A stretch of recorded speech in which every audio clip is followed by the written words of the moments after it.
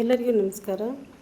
ಈ ಚಿತ್ರದಲ್ಲಿ ನೋಡ್ತಾ ಇರ್ಬೋದು ಸ್ನೇಹಿತರೆ, ತಾವುಗಳು ಮೌಲ್ಯ ಶಿಕ್ಷಣ ಅಂತದ್ದು ದೈಹಿಕ ಶಿಕ್ಷಣ ಮತ್ತು ಮಾನಸಿಕ, ಸಾಮಾಜಿಕ ಹಾಗೂ ಸ್ವಾಸ್ಥ್ಯವನ್ನು ಒಳಗೊಂಡಿರತಕ್ಕಂತಹ ಅಂಶಗಳನ್ನು physical education, mental and social well being includes 8ನೇ ತರಗತಿಗೆ ಇರ್ತಕ್ಕಂತಹ ಈ ಬುಕ್ಕು 2026 ಮತ್ತು 27ನೇ ಸಾಲಿನಲ್ಲಿ ರಾಜ್ಯ ಶಿಕ್ಷಣ ಸಂಶೋಧನೆ ಮತ್ತು ತರಬೇತಿ ಇಲಾಖೆ ಇವರು ಪ್ರಕಟಿಸಿದ್ದು ಶಾಲಾ ಶಿಕ್ಷಣ ಮತ್ತು ಸಾಕ್ಷರತಾ ಇಲಾಖೆಯಿಂದ ಬಂದಿದೆ. ಈ ಮೌಲ್ಯ ಶಿಕ್ಷಣವು ದ ವ್ಯಾಲ್ಯೂ ಎಜುಕೇಷನ್ ಈ ವರ್ಷದಿಂದ ಹೊಸ ರೂಪವನ್ನು ಪಡ್ಕೊಂಡಿದ್ದು ಈ ಮೇಲಿನ ಮುಖಪಟದಿಂದ ಇವುಗಳನ್ನು ಪರಿಚಯ ಮಾಡಿಕೊಳ್ಳಲಾಗ್ತಿದೆ. ಇದರಲ್ಲಿ ನಾವು ಯಾವ ರೀತಿಯಾದಂತಹ ಅಂಶಗಳನ್ನು ನೋಡ್ತೀವಿ. ಈ ಒಳಗಿನ ಪೇಜನ್ನು ಈ ರೀತಿಯಾಗಿ ನೋಡಿಸ್ತಾ ಇದೆ. ಸಾಮಾಜಿಕ ಸ್ವಾಸ್ಥ್ಯಗಳನ್ನು ಒಳಗೊಂಡಿರ್ತಕ್ಕಂತಹ 8ನೇ ತರಗತಿಯ ಚಟುವಟಿಕಾ ಪುಸ್ತಕಗಳನ್ನು, ಆ್ಯಕ್ಟಿವಿಟಿ ಬುಕ್ಕನ್ನು ಫಾರ್ ಸ್ಟೂಡೆಂಟ್ಸ್ ಕ್ಲಾಸ್ 8 ಇಲ್ಲಿ ನೋಡ್ತಿರ್ಬೋದು.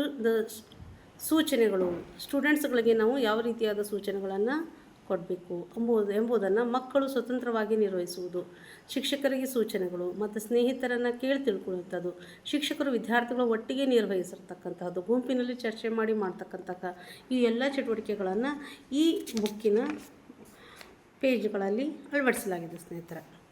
ಅದೇ ರೀತಿಯಾಗಿ ಇಲ್ಲಿ ಇರತಕ್ಕಂತಹ ಪರಿವಿಡಿಗಳನ್ನು, ಇಂಡೆಕ್ಸ್ಗಳನ್ನು ನೋಡಿದರೆ ಸಬ್ ವ್ಯಾಲ್ಯೂಸ್ಗಳನ್ನು ನಾವು ನೋಡ್ತಾ ಹೋಗ್ಬೋದು. ಇಲ್ಲಿ ಕೋರ್ ವ್ಯಾಲ್ಯೂಸ್ ಇದೆ, ಅದು ಮೂಲವಾಗಿರತಕ್ಕಂಥದ್ದು ಮೂಲವಾದ ಮೌಲ್ಯಗಳನ್ನು, ರೆಸ್ಪೆಕ್ಟ್, ಆ ರೆಸ್ಪೆಕ್ಟಿನ ಅಂಡರ್ಗಳನ್ನು ನಾವು ಸಬ್ ವ್ಯಾಲ್ಯೂಸ್ಗಳನ್ನು ನೋಡ್ತೀವಿ. ಕ್ಲಾಸ್ ರೂಮ್ ಅಗ್ರಿಮೆಂಟ್ಸ್ ಅಂದರೆ ತರಗತಿಯ ಒಪ್ಪಂದಗಳು. ನೆಕ್ಸ್ಟ್ ಡಿಗ್ನಿಟಿ ಆಫ್ ಲೇಬರ್, ಕೆಲಸದ ಘನತೆ. 3ನೇದು ಆ್ಯಂಬಿಷನ್ಸ್, ಮಹತ್ವಾಕಾಂಕ್ಷೆ. ಇದೊಂದು ರೆಸ್ಪೆಕ್ಟ್ ಅನ್ನೋದು ಮೂಲ ಮೌಲ್ಯವಾಗಿದ್ದು, ಕೋರ್ ವ್ಯಾಲ್ಯೂ ಆಗಿದ್ದು, ಇದರ ಸಬ್ ಮೌಲ್ಯಗಳಾಗಿ ಅಂದರೆ ಸಬ್ ವ್ಯಾಲ್ಯೂಸ್ಗಳಾಗಿ classroom agreement, dignity of labour ಮತ್ತು ಆ್ಯಂಬಿಷನ್, ತರಗತಿ ಒಪ್ಪಂದಗಳು, ಕೆಲಸದ ಘನತೆ ಮತ್ತು ಮಹತ್ವಾಕಾಂಕ್ಷೆಯನ್ನು ಗುರುತಿಸ್ತದೆ. ಇದರಲ್ಲಿ ಯಾವ ರೀತಿಯಾದಂಥ ಅಂಶಗಳನ್ನು ನಾವು ನೋಡ್ತಾ ಹೋಗ್ತೀವಿ. 1 ವ್ಯಾಲ್ಯೂ ಸೆಂಟರ್ ಕ್ಲಾಸ್ ರೂಮ್, ನಮ್ಮ ಮೌಲ್ಯವರ್ಧಿತ ತರಗತಿ ಕೊಠಡಿ. 2ನೇದು ಕೃತಜ್ಞತೆಯ ಕಲ್ಪನೆ. 3ನೇದು ಗೆಲ್ಲುವ ಮನಸ್ಸು. ಇವುಗಳನ್ನು ನಾವು ಯಾವ ರೀತಿಯಾಗಿ ನೋಡ್ತಾ ಹೋಗ್ಬೋದು ಅನ್ನೋದನ್ನು ಇದರಲ್ಲಿ 3 ಅಂಶಗಳನ್ನು ನಾವು 1ನೇ ಪಾಠದಲ್ಲಿ ಕವರ್ ಮಾಡಬೇಕಾಗ್ತದೆ. ಈ ರೀತಿಯಾಗಿ ಪ್ರತಿಯೊಂದು ಪಾಠದಲ್ಲಿಯೂ ಮೇಲ್ ವ್ಯಾಲ್ಯೂಸ್ ಅಂತ ಇದೆ ಮತ್ತು ಮುಖ್ಯ ಮೌಲ್ಯ ಒಂದಿದೆ. ಅದರಲ್ಲಿ ಸಬ್ ವ್ಯಾಲ್ಯೂಸ್, ಅದರಲ್ಲಿ ಇರ್ತಕ್ಕಂತಹ ಉಪಮೌಲ್ಯಗಳನ್ನು ಪರಿಚಯ ಮಾಡಿಕೊಟ್ಟಿದ್ದಾರೆ. ಇದರಲ್ಲಿ ಎಲ್ಲನೂ ಸೇರಿ ಎಷ್ಟು ಪಾಠಗಳು? 10 ಪಾಠಗಳು ಇದ್ದಾವೆ ಸ್ನೇಹಿತರೆ. ಈ 10 ಪಾಠಗಳಲ್ಲಿ ಕೆಲವೊಂದು ಒಂದರಲ್ಲಿ 3ನೇದನ್ನು ನಾವು ಒಂದಂದರೆ 3 ಅಂಶಗಳು ಇದ್ದಾವೆ.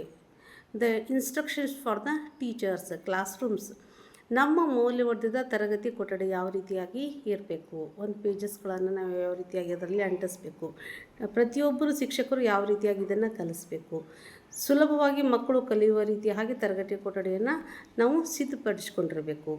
ಎಲ್ಲ ವಿದ್ಯಾರ್ಥಿಗಳು ಸುರಕ್ಷಿತ ಮತ್ತು ಗೌರವಾನ್ವಿತ ಸಂತೋಷದ ಅನುಭವವನ್ನು ತರಗತಿ ಕೊಠಡಿಯಲ್ಲಿ ಮಾಡಬೇಕು. ಆ ರೀತಿಯಾಗಿ ಸಾಮರ್ಥ್ಯದ ಗೋಡೆಯನ್ನು ನಿರ್ಮಿಸಬೇಕು, ಮೌಲ್ಯಗಳ ಗೋಡೆಗಳನ್ನು ನಿರ್ಮಿಸಬೇಕು, ಪ್ರತಿಯೊಂದು ಜಾಗವನ್ನು ಅಲಂಕರಿಸಬೇಕು.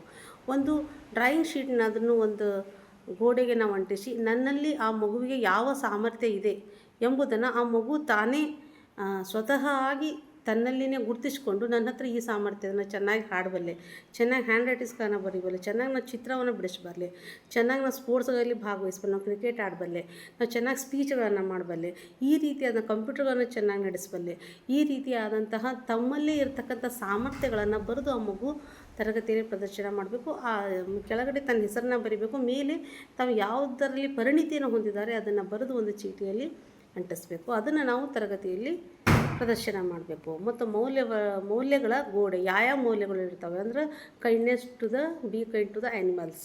ನಾವು ಪ್ರಾಣಿಗಳಿಗಾಗಿ ಯಾವುದಾದ್ರೂ ನೀರುಗಳನ್ನು ಹಾಕಿದರೆ, ಸಣ್ಣ ಸಣ್ಣ ಧಾನ್ಯಗಳನ್ನು ಹಾಕಿದರೆ ಅಂಥದ್ದು ಕೂಡ ನಮ್ಮ ಹತ್ರ ಯಾವ್ಯಾವ ಮೌಲ್ಯಗಳು ಇದ್ದಾವೆ ಅಥವಾ ಯಾವುದಾದ್ರೂ ಕರುಣಾಮಯ ಇರತಕ್ಕಂತಹ ಅಂಶಗಳು ಇದ್ದಾವೆ ಅವುಗಳನ್ನು ಮಕ್ಕಳುಗಳಿಂದ ಹೇಳಿಸಿ ಒಂದು ಡಬ್ಬಿಯನ್ನು ಮಾಡಿ ಅದರಲ್ಲಿ ಅಂಶಗಳನ್ನು ಹಾಕುವಂಥದ್ದು. ಮತ್ತು ಆ ಮಗು ಆ ದಿನ ಯಾವ ಮೂಡ್ನಿಂದ ಸ್ಕೂಲಿಗೆ ಬಂದಿದೆ ಅಂದರೆ ಖುಷಿಯಿಂದ ಬಂದಿದೆಯೋ, ಒತ್ತಡದಲ್ಲಿ ಬಂದಿದೆಯೋ, ಅಕಸ್ಮಾತ್ ದುಃಖಿತವಾಗಿ ಬಂದಿದೆಯೋ ಅಂಬುವ ತಮ್ಮ ಅಂಶಗಳನ್ನು ಅವ್ರು ಏನು ಮಾಡಬೇಕು, ನಮ್ಮ ಜೊತೆ ಹಂಚ್ಕೋಬೇಕು. ಆ ರೀತಿಯಾಗಿ ಮಗುವನ್ನು ಪ್ರೇರೇಪಿಸುವುದು. ಇಲ್ಲಿ ಸಾಮರ್ಥ್ಯದ ಗೋಡೆ, ಮೌಲ್ಯಗಳ ಗೋಡೆ, ನೀವು ದಯೆಯಿಂದಿರಿ, ಸತ್ಯವನ್ನು ಹೇಳಿರಿ ಎಂಬ ನಿಯಮಗಳನ್ನು ಸಮಸ್ಯೆಗಳು ಇದ್ದಾಗ ಅದನ್ನು ನೋಡಿದರೆ ಆ ಮಗುವಿಗೆ ಹೌದಲ್ಲ, ನಾನು ಇನ್ನೊಬ್ಬರು ಕೂಡ ದಯೆಯಿಂದ ವರ್ತಿಸಬೇಕು, ಸತ್ಯವನ್ನು ಹೇಳಬೇಕು. ಸುಳ್ಳು ಹೇಳೋ ಮಗು ಕೂಡ ಮೌಲ್ಯದ ಗೋಡೆಯನ್ನು ನೋಡಿದ ತಕ್ಷಣಕ್ಕೆ ನಾನು ಸುಳ್ಳನ್ನು ಹೇಳಬಾರ್ದು. ಸಾಮರ್ಥ್ಯದ ಗೋಡೆ, ನಿಮ್ಮ ಉತ್ತಮ ಗುಣಗಳು, ದಯೆಯ ಕೆಲಸಗಳು ಏನನ್ನಾದರೂ ತೋರಿಸುವ ಒಂದು ಸ್ಥಳವನ್ನು ನಾವು ಅದರಲ್ಲಿ ಗುರುತಿಸಬೇಕಾಗ್ತದೆ. ಕೃತಜ್ಞತೆಯ ಗೋಡೆ, ಇನ್ನೊಬ್ಬರಿಗೆ ನಾವು ಥ್ಯಾಂಕ್ಸನ್ನು ಹೇಳೋದು, ಸ್ನೇಹಿತರಿಗೆ, ಶಿಕ್ಷಕರಿಗೆ, ಮನೆಯವರಿಗೆ, ನಿಮ್ಗೆ ಯಾರ್ಯಾರು ಸಹಾಯ ಮಾಡಿರ್ತಾರೆ ಅವರಿಗೆಲ್ಲ ಥ್ಯಾಂಕ್ಸನ್ನು ಹೇಳೋಂಥದ್ದನ್ನು ನಾವು ಅದನ್ನು ಬರೆದು ಒಂದು ಗೋಡೆಯಲ್ಲಿ ಅಂಟಿಸುವಂಥದ್ದು. ದಯೆ ಪೆಟ್ಟಿಗೆ, ಯಾರಾದರೂ ದಯೆಯಿಂದ ಏನಾದರೂ ಕೇಳಿದರೆ ಅದನ್ನು ಆ ಪೆಟ್ಟಿಗೆಯಲ್ಲಿ ಬರೆದು ಹಾಕಿ. ಶಿಕ್ಷಕರು ಪ್ರತಿದಿನ 15 ದಿನಕ್ಕೊಮ್ಮೆ ತೆರೆದು ತರಗತಿಯಲ್ಲಿ ಓದ್ತಾರೆ. ಎಲ್ಲರೂ ದಯೆ ಮತ್ತು ಪ್ರೀತಿಯಿಂದ ಮಾತಾಡೋದನ್ನು ಪ್ರೋತ್ಸಾಹಿಸಿರಿ. ಎಷ್ಟು ಚೆನ್ನಾಗಿ ಮಾತಾಡ್ಬೇಕು, ಇನ್ನೊಬ್ರ ಜೊತೆ ಯಾಕೆ ಬಂದ್ಯಾ, ನಾಷ್ಟ ಮಾಡಿದ್ಯಾ, ಆರಾಮಿದೆಯಾ, ಹೋಮ್ವರ್ಕ್ ಎಲ್ಲ ಮುಗೀತಾ ಅಂತಂದು ಒಬ್ರಿಗೊಬ್ಬರು ಸಹಪಾಠಿಗಳು ಮಾತಾಡ್ಕೊಳ್ಳೋದು.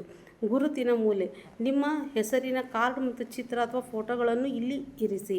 ನಿಮ್ಮ ಹೆಸರನ್ನು ಹೇಗೆ ಕರೆಯಬೇಕು ಅಥವಾ ಏನು ಇಷ್ಟಪಡುತ್ತೀರಿ ಎಂಬುದನ್ನು ಹಂಚಿಕೊಳ್ಳ್ರಿ. ನೀವು ಮಾಡಿರೋ ಕಾರ್ಡ್ಗಳಾಗಿರ್ಬೋದು, ಪೋಸ್ಟರ್ಸ್ಗಳಾಗಿರ್ಬೋದು, ಸಣ್ಣ ಸಣ್ಣ ಚಿತ್ರಗಳಾಗಿರ್ಬೋದು, ಇವುಗಳನ್ನು ಆ ಗುರುತಿನ ಮೂಲೆಯಲ್ಲಿ ಇಡ್ರಿ. ಭಾವನೆಗಳ ಬೋರ್ಡ್, ಪ್ರತಿದಿನ ಸಂತೋಷ, ದುಃಖದ ನೀವು ಯಾವ ರೀತಿ ಭಾವನೆಗಳನ್ನು ನೀವು ವ್ಯಕ್ತಪಡಿಸ್ತೀರಿ ಎಂಬುದನ್ನು ಸ್ಟಿಕ್ಕರ್ಸ್ಗಳನ್ನು, ಚಿಹ್ನೆಗಳನ್ನು ಬಳಸಿ ಹೇಳ್ರಿ.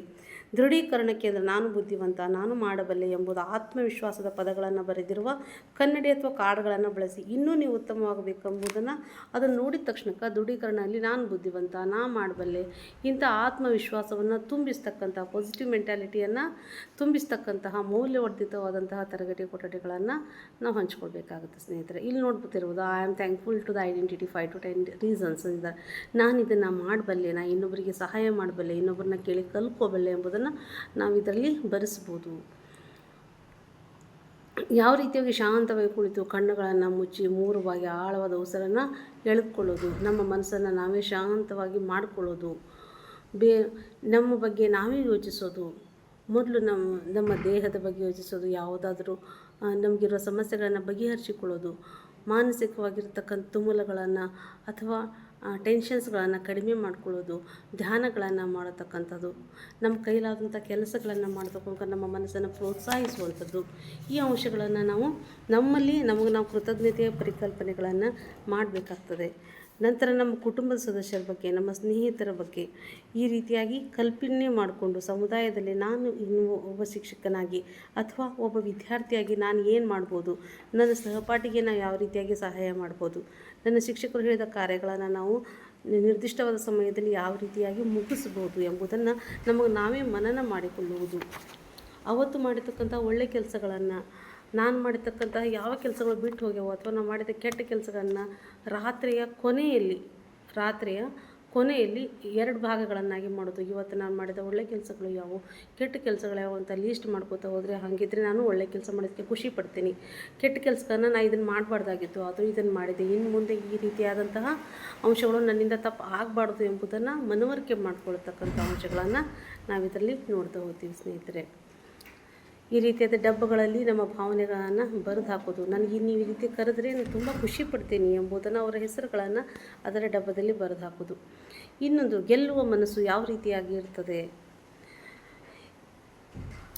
Where there is a will there is a way ಅಂತ ಕರೀತಾರೆ. ಎಲ್ಲಿ ಇಚ್ಛೆ ಇರುವಲ್ಲಿ ನಮ್ಮ ಮಾರ್ಗವು ಕೂಡ ಗೋಚರ ಆಗ್ತದೆ. ನಮ್ಗೆ ಏನನ್ನು ನೋಡ್ತೀವಿ ನಾವು ಅದನ್ನೇ ಆಗ್ತೀವಿ. ಅದನ್ನು ನೀವು ನೋಡುವ ಗುರಿ ಏನಾಗಿರಲಿ, ತುಂಬ ಎತ್ತರದಲ್ಲಿರಲಿ. ಎವರೆಸ್ಟ್ ಏರಿದ ಮೊದಲ ಅಂಧ ಸ್ತ್ರೀ ಭಾರತೀಯ ಆಂಗ್ಲೋ. ಪೂರ್ಣ ಅಂಧತ್ವ ಇದ್ದರೂ ಕೂಡ ಜಗತ್ತಿಗೆ ಅತಿ ಎತ್ತರದ ಪರ್ವತ ಶಿಖರವನ್ನು ಏರಿ ನಿಂತ ವೀರವನಿತೆ. ಈ ಸಾಧನೆಗೈದ ಭಾರತದ ಮೊದಲ ವಿಶ್ವದ 5ನೇ ವ್ಯಕ್ತಿ. ಕಳೆದ ವರ್ಷ ಎವರೆಸ್ಟ್ ಬೇಸ್ ಕ್ಯಾಂಪ್ನವರೆಗೂ ಚಾರಣ ಮಾಡಿ ದಾಖಲೆ ಬರೆದಿದ್ದ ಹಿಮಾಚಲದ 29ರ ಹರೆಯದ ಸಾಹಸಿ ಚೋಜಿಂಗ್ ಆಂಗ್ಲೋ ಈವರೆಗೆ ಎವರೆಸ್ಟ್ ಏರಿದವರು. ಇವರಿಗೆ ಎಷ್ಟು ಮಂದಿ ಎವರೆಸ್ಟ್ಗಳನ್ನು ಏರಿದ್ದಾರೆ, ಅವರು ಕೂಡ ಲಿಸ್ಟ್ಗಳನ್ನು ಇಲ್ಲಿ ಕೊಟ್ಟಿದ್ದಾರೆ ಸ್ನೇಹಿತರೆ. ಅದರಲ್ಲಿ ಅಂಧರು ಇದ್ದಾರೆ. ಇವರಿಗೆ ಏನೂ ಆಗಲಿಲ್ಲ ಅಂದರೂ ಕೂಡ ಇವರು ಅಂಥ ಸಾಧನೆಯನ್ನು ಕೈಗೊಂಡು ಹಿಮಾಚಲ ಪ್ರದೇಶದ ಚೋಜಿಂಗ್ ಆಂಗ್ಲೋ ವಿಶ್ವದ ಅತಿ ಎತ್ತರದ ಶಿಖರದ ಮೌಂಟ್ ಎವರೆಸ್ಟ್ ಏರಿದ ಮೊದಲ ಅಂಧ ಮಹಿಳೆ ಎಂಬ ಖ್ಯಾತಿಯ ಪಾತ್ರರಾಗಿದ್ದಾರೆ. 2025ರಲ್ಲಿ ಮೇ 19ರಂದು ಇವರು ಎವರೆಸ್ಟ್ ಶಿಖರದ ತುದಿಯ ಮೇಲೆ ತ್ರಿವರ್ಣ ಧ್ವಜವನ್ನು ನೆಟ್ಟಿದ್ದಾರೆ. ಅಲ್ಲದೆ ಈ ಸಾಧನೆ ಮಾಡಿದ ವಿಶ್ವದ 5ನೇ ಅಂಧ ವ್ಯಕ್ತಿ ಎಂಬ ಹಿರಿಮೆಗೂ ಇವರು ಪಾತ್ರರಾಗಿದ್ದಾರೆ. ನಮ್ಮ ಪರವಾಗಿಯೂ ಕೂಡ ಇವರಿಗೆ ನಾವು ಕಂಗ್ರ್ಯಾಚುಲೇಷನ್ಸ್ಗಳನ್ನು ಹೇಳ್ತೀವಿ. ಯಾಕೆಂದರೆ ಯಾವುದೇ ಸಾಧ್ಯವೇ ಇಲ್ಲ ಎಂಬುದನ್ನು ಕೆಲಸವನ್ನು ಸಾಧನೆ ಮಾಡಿ ತೋರಿಸಿದ ಆ ಧೀಮಂತವಾದಂತಹ ಇಚ್ಛಾಶಕ್ತಿ, ಗೆಲ್ಲುವ ಮನಸ್ಸು, ನಾ ಗೆದ್ದೇ ಗೆಲ್ತೇನೆ ಎಂಬ ಮನಸ್ಸು, ಐ ಕ್ಯಾನ್ ಡೂ ಇಟ್ ಎಂಬ ಮನಸ್ಸು ಇರ್ತದಲ್ಲ, ಅದು ಏನನ್ನಾದರೂ ಮಾಡಿಸ್ತದೆ, ಅಸಾಧ್ಯವನ್ನು ಸಾಧ್ಯ ಮಾಡಿಸ್ತದೆ. ಯಾಕಂದರೆ ಇಂಪಾಸಿಬಲ್ ಇದರಲ್ಲಿ ಇದು ಅಸಾಧ್ಯ ಅಂತಿದೆ, ಆದರೆ ಅದರಲ್ಲೇ ಪಾಸಿಬಲ್ ಎಂಬ ಶಬ್ದ ಕೂಡ ಇರ್ತದೆ ಸ್ನೇಹಿತರೆ. ಮಗಳ ಈ ಸಾಧನೆಗೆ ಆಂಗ್ಲೋ ಅವರ ತಂದೆ ಅಮರ್ಚಂದ್ ಹಾಗೂ ಆನಂದ್ ಅವರು ಆನಂದಭರಿತರಾಗಿದ್ದಾರೆ. ಅವರ ಬಂಧುಗಳು ಮತ್ತು ಗ್ರಾಮದವರು ಸಂಭ್ರಮ ಮನೆ ಮಾಡಿದೆ. ನಮ್ಮ ಗ್ರಾಮದ ಹೆಮ್ಮೆಯ ಮಗಳು ತವರಿಗೆ ಸ್ವಾಗತಿಸಲು ಸಜ್ಜಾಗಿರುವುದಾಗಿ ತಿಳಿಸುತ್ತಾರೆ. ಪರ್ವತಾರೋಹಣವನ್ನು ಹವ್ಯಾಸವಾಗಿ ಬೆಳೆಸಿಕೊಂಡಿದ್ದ ಆಂಗ್ಲೋ ಈ ಹಿಂದೆ 2024 ಎವರೆಸ್ಟ್ ಶಿಖರದ ಬೇಸ್ ಕ್ಯಾಂಪ್ 5364 ಮೀಟರ್ ಏರಿದ ಮೊದಲ ಅಂಧ ಭಾರತೀಯ ಮಹಿಳೆ ಎಂಬ ಸಾಧನೆಯನ್ನು ಮಾಡಿದ್ದರು. ಅಲ್ಲದೆ ಸಿಯಾಚಿನ್ ನೀರ್ಗಲ್ ಯುದ್ಧ ಭೂಮಿಗೆ ಲಡಾಖ್ನಲ್ಲಿರುವ 6250 ಮೀಟರ್ ಎತ್ತರದ ಮೌಂಟ್ ಕಾಂಗ್ ಪರ್ವತವನ್ನು 2 ಬಾರಿ ಏರಿದ್ದಾರೆ. 6000 ಮೀಟರ್ ಇರತಕ್ಕಂತಹ ಎತ್ತರ ಲಡಾಖ್ನ ಅನಾಮಧೇಯ ಪರ್ವತವೊಂದನ್ನು ಏರಿದ ದಿವ್ಯಾಂಗ ಅಂದರೆ ಅಂಧ ಕಣ್ಣು ಕಾಣದೇ ಇರುವ ಪರ್ವತಾರೋಹಿಗಳ ತಂಡದಲ್ಲಿಯೂ ಇವರು ಇದ್ದರು. ಈಗ ಅವರು ಎವರೆಸ್ಟ್ ಶಿಖರದ ತುದಿಗೆ ಅಂದರೆ 8849 ಮೀಟರ್ ಎತ್ತರಕ್ಕೆ ಏರಿ ಹೊಸ ದಾಖಲೆಯನ್ನು ನಿರ್ಮಿಸಿದ್ದಾರೆ. ಇವರ ಸಾಧನೆಗಳನ್ನು ಈ ಹಿಂದೆ ಪ್ರಧಾನಿ ನರೇಂದ್ರ ಮೋದಿ ಅವರು ಹಾಗೂ ಮನ್ ಕಿ ಬಾತ್ ಕಾರ್ಯಕ್ರಮದಲ್ಲಿ ಉಲ್ಲೇಖಿಸಿದ್ದು ಆಂಗ್ಲೋ ವಿವಿಧ ರಾಷ್ಟ್ರೀಯ ಮತ್ತು ಅಂತಾರಾಷ್ಟ್ರೀಯ ಪ್ರಶಸ್ತಿಯೂ ಕೂಡ ಭಾಜನರಾಗಿದ್ದಾರೆ. ಗೆಲ್ಲುವ ಮನಸ್ಸು ಇದ್ದರೆ ಏನನ್ನಾದರೂ ಗೆಲ್ಲಬಹುದು ಎಂಬುದನ್ನು ಇವರನ್ನು ನೋಡಿ ನಾವು ಕಲ್ಪಬೇಕು ಸ್ನೇಹಿತರೆ. ಈ ರೀತಿಯಾಗಿ ಒಂದನೇ ಪಾಠದಲ್ಲಿ ಬರ್ತಕ್ಕಂಥ ಅಂಶಗಳನ್ನು ನಾನು ಇಲ್ಲಿ ಚರ್ಚೆ ಮಾಡಿದ್ದೀನಿ. ಈ ಒಂದನೇ ಪಾಠದಲ್ಲಿರ್ತಕ್ಕಂಥ ಅಂಶಗಳನ್ನು ನಾವು ಮಕ್ಕಳಿಗೆ ಸರಿಯಾದ ರೀತಿಯಲ್ಲಿ ಮನಮುಟ್ಟುವ ಹಾಗೆ ಹೇಳಿದ್ದೇವಾಗಿದ್ದರೆ ಎಲ್ಲ ಶಿಕ್ಷಕರು ಹಾಗೂ ತರಗತಿಯ ಶಿಕ್ಷಕರಾದಂಥವರು ಅಥವಾ ಟೀಚರ್ಸ್ ಆದಂಥವರು ಅವರು ಹೇಳಿದರೆ ಮೌಲ್ಯ ಶಿಕ್ಷಣವು ಅತ್ಯುತ್ತಮವಾದಂತಹ ಸಾಧನೆ ಮಾಡೋದರಲ್ಲಿ ಸಂದೇಹವಿಲ್ಲ. ಧನ್ಯವಾದಗಳು.